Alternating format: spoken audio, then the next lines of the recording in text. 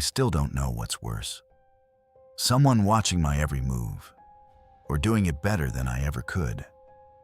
My name is Claire, 26, graphic designer. I lived alone on the 4th floor in an apartment that looked perfect in photos, but never felt safe. Exposed brick in the lobby. The corner coffee shop always smelled of burnt espresso and damp wool coats. Hallways carried the faint echo of someone else's dinner. Every sound felt closer than it should. Unit 4, C1 bedroom. Big windows I used to love. I had no idea those windows were the problem. The building across the street was older, narrower. Fire escapes clung to the brick like rusty scars. The windows were barely 40 feet away, close enough to count the freckles on someone's face. I didn't notice at first, but sometimes, in the quiet gray of morning, I could swear the blinds moved even when no one was there. It began with a jacket. 2 weeks earlier, I'd found it in a tiny vintage store. Deep burgundy corduroy, slightly oversized, brass buttons just starting to tarnish green. The kind of piece you know you'll never see again. I wore it on Tuesday, posted one photo, and went to bed smiling. Wednesday morning, I stood by the window, coffee in hand, gray light pressed against the glass. Steam curled from my mug like a ghost. Across the street, on the 4th floor, a man stood at his window. Cup in hand, he was wearing my jacket, the same deep burgundy, same relaxed drape, same tarnished brass buttons catching the pale morning light. My stomach dropped. I blinked. Blinked again. Coincidence, I told myself. Vintage stores sell multiples.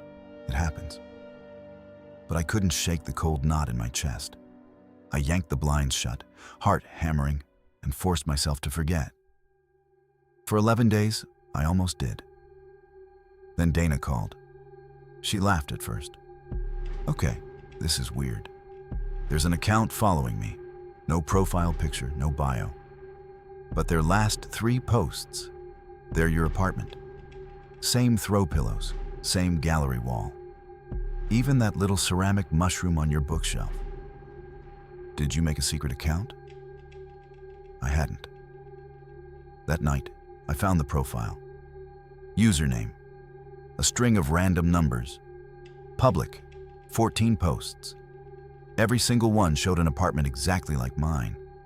The warm-toned rug I bought in September, the second-hand velvet couch, the amber string lights above the bed, the stack of books on my nightstand. My books, my nightstand. Except his photos came one day before mine.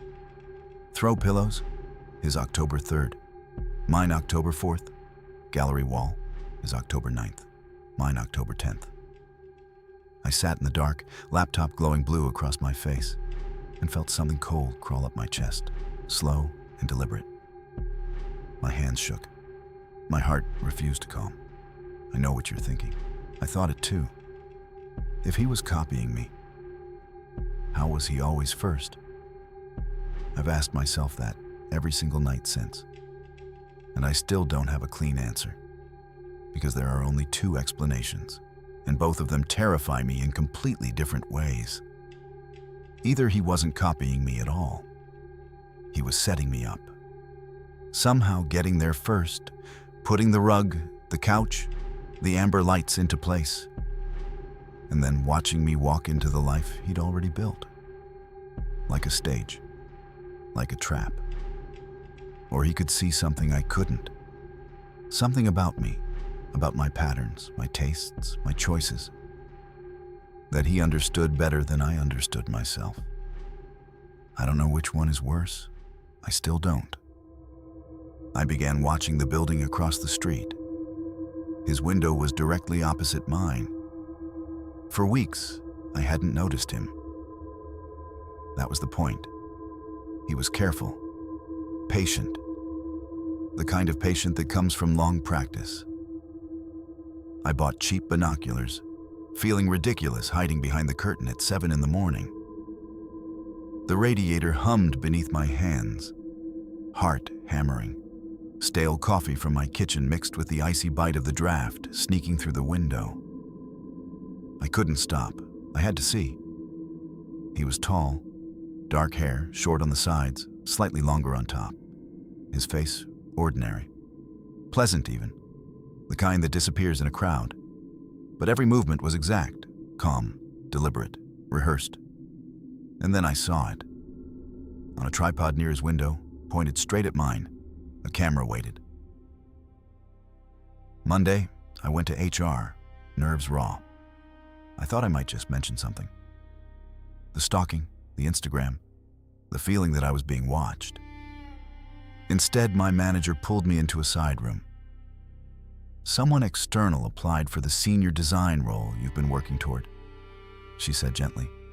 Strong portfolio. Perfect fit. Daniel Marsh. He started the following Monday. That night, I Googled him. LinkedIn, 18 months old. Previous agency in the same city, photography, interior design, fitness. Profile picture slightly blurry.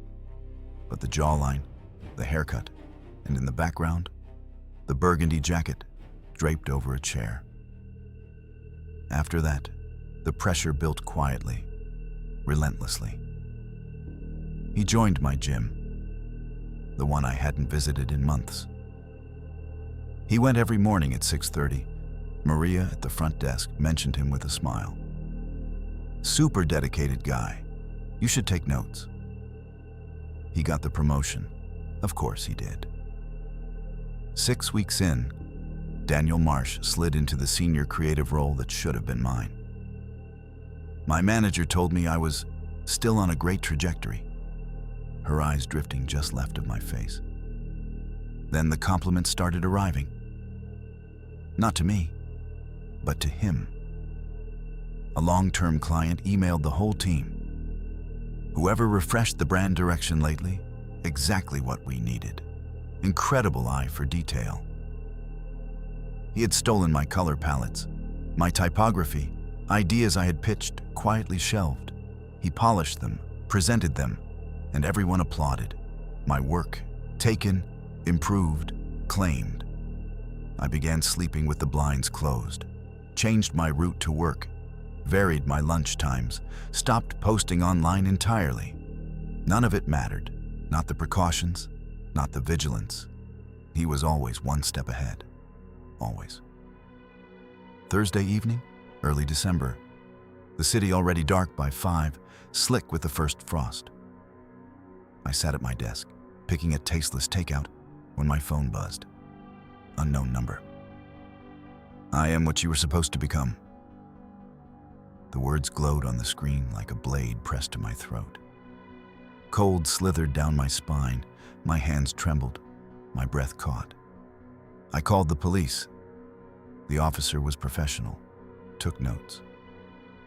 But I heard the quiet skepticism in his voice.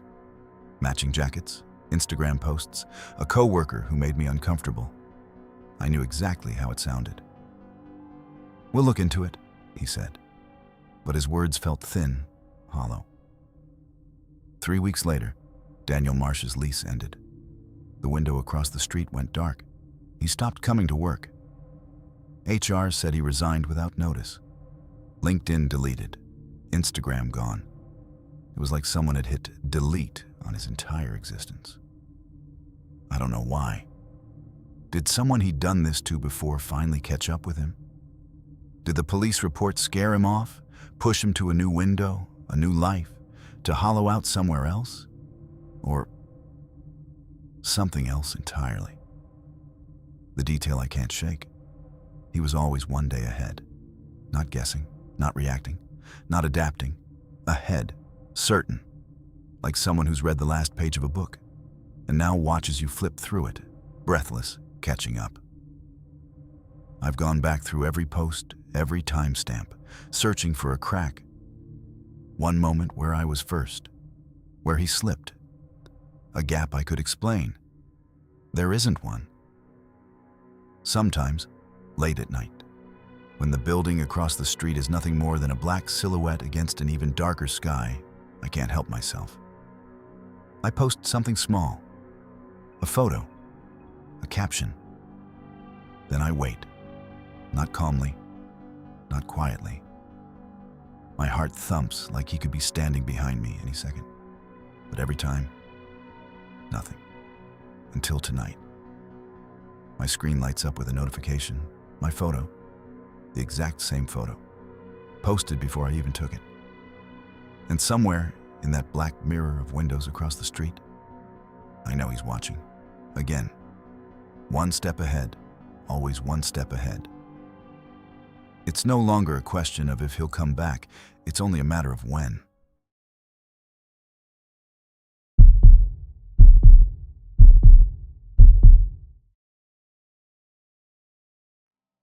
The first night in my new apartment, I slept better than I had in years. And I didn't realize I wasn't alone.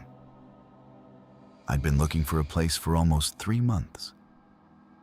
After the breakup, after the job transfer, after everything that quietly fell apart at once, I just needed somewhere clean, somewhere quiet, somewhere that was mine. The Ashford building felt like exactly that. It was one of those old pre-war buildings in the northwest part of the city. Thick plaster walls, heavy brass fixtures, a lobby that still smelled faintly of cedar and old newspapers. Hallways narrow, ceilings high, every sound absorbed rather than bouncing back. That silence felt like a gift. Apartment 5A was on the top floor, corner unit. The realtor, Sandra, tired eyes, reading glasses perched on silver hair, told me it had been vacant for 8 months. Previous tenant relocated for work, she said, not looking up from her clipboard. I didn't think anything of it at the time. The apartment itself was modest but solid. Hardwood floors the color of dark honey, a kitchen window facing a brick wall but letting in a thin slice of afternoon light. A bedroom just large enough for a queen bed and a nightstand. And the walls, God, those walls, at least 14 inches thick. Sandra had said, "You won't hear a thing from your neighbors." She was right. For the first 2 weeks, the apartment was a sanctuary of silence. Not a creak, not a whisper. Just the kind of stillness that made you forget the world outside. I thought I had finally found peace. It started on a Thursday night in early November. Half an hour from sleep, a sound brushed against the edges of my consciousness. Low, almost imperceptible, more a texture than a voice, like someone whispering through thick curtains. I froze, straining to hear, but it faded. I told myself it was just the old pipes settling, old buildings talk, everyone says. I rolled over and tried to sleep, but the next night it returned, and the night after that, it was louder, closer, impossible to ignore. By the third week, a pattern emerged. And patterns, when something is wrong, are the most terrifying thing of all. The sounds always came between 11 p.m. and 2 a.m. Always from the north wall of my bedroom, the wall that, as far as I could tell, led only to a sealed structural cavity. No neighbors, no corridors, no explanation. I had studied the building layout Sandra had shown me. There was nothing there. Nothing. Yet something was listening. One night, I pressed my ear against the plaster. The wall was icy, colder than November air should allow. And then I heard it. Unmistakable, deliberate, terrifying. Not pipes, not the old building settling. Breathing, slow, measured, patient. I jerked back so violently, I slammed my shoulder into the nightstand, my heart hammering, my mind refusing to believe what I had just heard. I kept telling myself there had to be a rational explanation. There always is, right?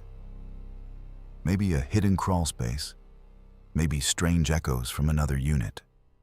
Old buildings can play tricks on the ears. I started keeping a journal, thinking it would give me control, a way to track the sounds and reassure myself. That was the first mistake I would live to regret. 3 days after starting the journal. The voice, by now unmistakably a voice, began responding to me. Monday morning, I muttered in frustration that I couldn't find my gray sweater. That night, a whisper came from the north wall. Top shelf, closet. I froze, the floor tilting beneath me. I hadn't told anyone. I hadn't written it down. I hadn't typed it anywhere. I had said it aloud, alone, in my own apartment. And something behind that wall had heard every word. The next morning, I called the building manager. Darrow, heavyset, distracted, juggling a dozen problems at once. He listened, or at least pretended to. I explained the sounds, my fear, the voice. He shrugged, mentioning that the north wall backed onto dead space, a sealed structural cavity untouched since the 1980s. Nothing's getting in or out of there, he said. 2 days later, a young maintenance guy showed up with a flashlight, checked the baseboard, rapped on the wall a few times, and left within 15 minutes. That night, after he was gone, he hadn't looked in the right place. And what I heard then was clearer than anything before. Deliberate, patient, waiting. I stopped sleeping in the bedroom.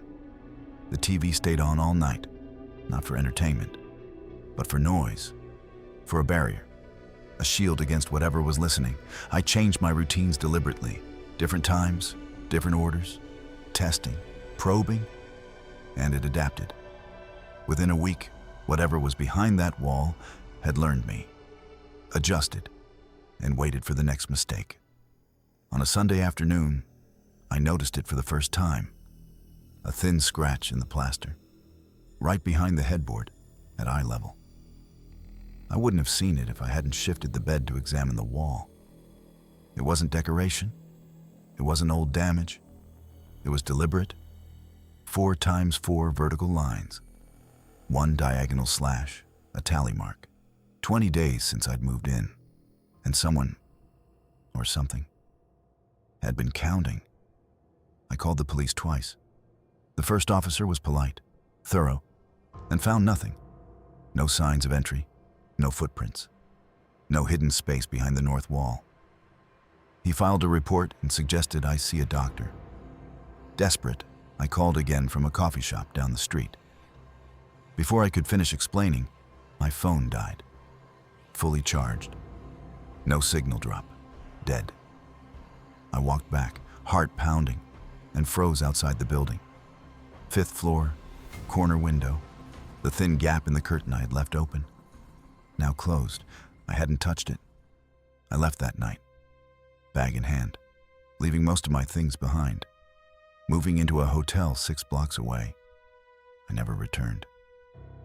Every day since, I've thought about what lurked behind that wall. Management insists there's no habitable space in the cavity. The police found nothing. But I know this. Someone, or something, had been there. Maybe before I arrived, maybe after. Maybe the previous tenant never left. Maybe they just stopped making noise. Someone, or something, was behind that wall. Still is.